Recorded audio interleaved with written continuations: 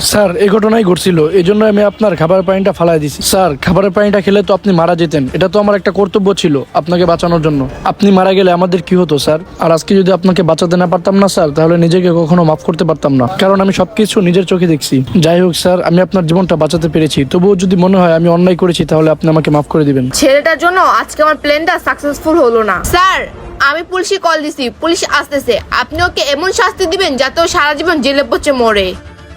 জেলে তো যাবে, কিন্তু এমন শাস্তি পাবে সারা জীবন আফসোস করবে। কিন্তু জেলে ও যাবে না, জেলে তো যাবে তুমি। আমি?